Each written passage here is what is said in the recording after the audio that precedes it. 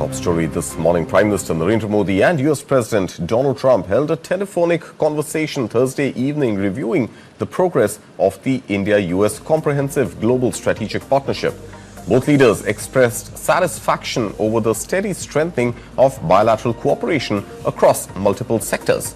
According to an official statement, the discussion also focused on sustaining momentum in efforts to boost bilateral trade. The two leaders also exchanged views on expanding cooperation in critical technologies, energy, defense and security and other priority areas under the India-US Catalyzing Opportunities for Military Partnership, Accelerated Commerce and Technology Framework called Compact for the 21st Century. Prime Minister Modi and President Trump further discussed key regional and global developments, agreeing to work closely to address shared challenges and advance common strategic interests. Remember, their conversation comes just days after Russian President Vladimir Putin arrived in New Delhi for a crucial two-day summit with Prime Minister Modi.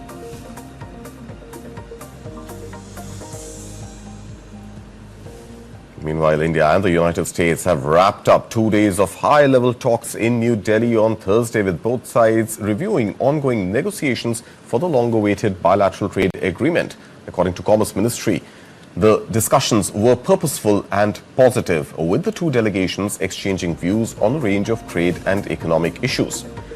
The U.S. team was led by Deputy Trade Representative Rick Switzer, who was on his first visit to India since assuming office. During his stay, he met Commerce and Industry Minister Piyush Goyal, Commerce Secretary Rajesh Agarwal and other senior officials. According to officials, the visit gave both sides an opportunity to take stock of negotiations aimed at finalizing the first tranche of the trade pact that seeks to double bilateral trade to $500 billion by 2030. So far, 6 rounds of talks have been held. Remember, for the 4th year in a row, the U.S. remained India's largest trading partner, with bilateral trade touching nearly $132 billion in financial year 2024-25.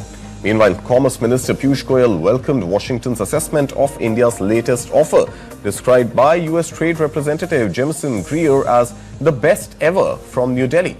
But Goyal made it clear that if the U.S. is happy, it should sign on the dotted lines, while refusing to reveal the specifics of India's proposal or commit to a timeline. Remember, the Trump administration had imposed a steep 50% tariff on Indian exports, driving up cost of exporters and weighing on the Indian rupee, which recently slipped past the 90 rupees to a dollar mark. India has insisted that resolving trade issues will be crucial to sealing the first phase of the deal. Washington is seeking duty cuts on agriculture and industrial products, but New Delhi continues to hold firm, saying it will not compromise on the interests of farmers or the MSMEs. Well, that only the USTR can answer. His happiness is very much welcome, and I do believe that if they are very happy, they should be signing on the dotted line.